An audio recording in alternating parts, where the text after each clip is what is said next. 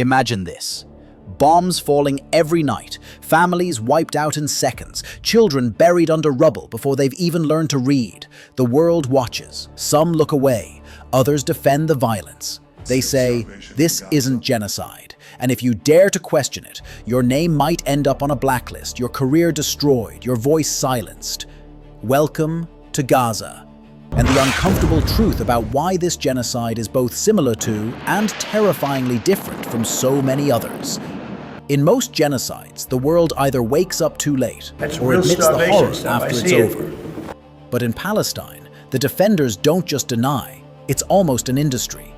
Critics are smeared as anti-Semitic. Students, professors, journalists targeted, doxxed, and harassed through networks like Canary Mission. Entire campaigns are run to strip them of jobs, reputations, even residency in their own countries. This isn't just war. It's a coordinated effort to make sure no one dares to speak the truth. History has seen many genocides. The last century alone is stained with them. Rwanda, for example, 1994. In just 3 months, Hutu militias, guided by a poisonous ideology called Hutu power, slaughtered around 500,000 Tutsis, and even moderate Hutus.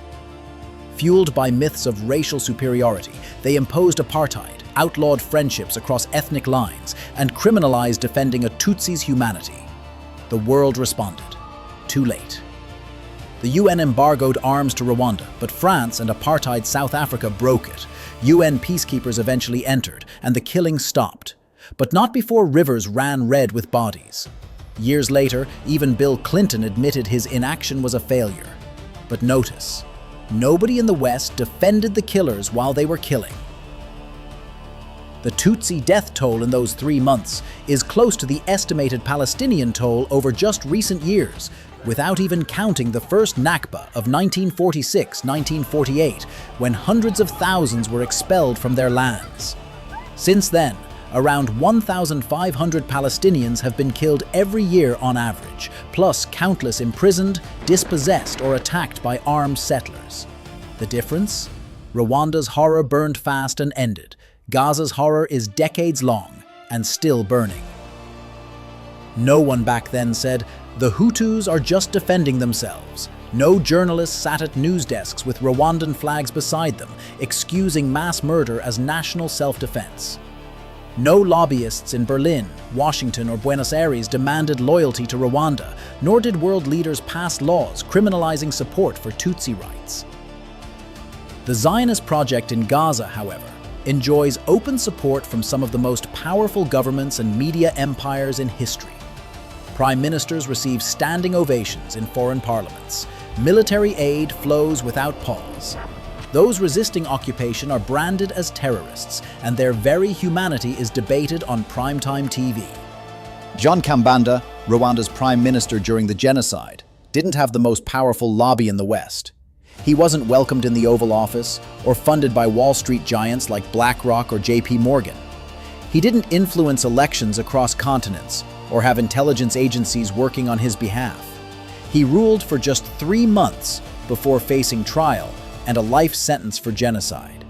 In contrast, the political architecture defending Israel's actions spans decades, crosses oceans, and holds immense influence over policy, media narratives, and even free speech laws in other countries. In Rwanda's genocide, no American governor ordered professors not to say the words Tutsi or Hutu supremacy. No masked agents abducted students for writing articles. No one lost their job in Paris or New York for teaching African history. Today, in the case of Palestine, entire courses are canceled, careers ended, and public speech chilled. The political pressure is so intense, it can dictate the vocabulary of entire nations. When Rwanda's genocide ended, trials followed. Leaders, soldiers, and propagandists were sentenced to decades in prison. The system acknowledged the crime even if justice came too late. But in Gaza, impunity reigns. The architects of the destruction stand applauded in the halls of power. Their military campaigns are defended as security measures. The machinery of violence continues to operate, funded, armed, and protected by some of the wealthiest nations on Earth. In most genocides, once the evidence becomes undeniable, the world eventually unites in condemnation. Memorials are built, apologies are made. Textbooks record the atrocities, so they are never forgotten. Rwanda, Bosnia, Armenia, their tragedies, though often ignored at first, were later acknowledged as crimes against humanity. But with Gaza, the global stage is split. While some countries demand accountability, others double down, sending more weapons, more funding, more political cover.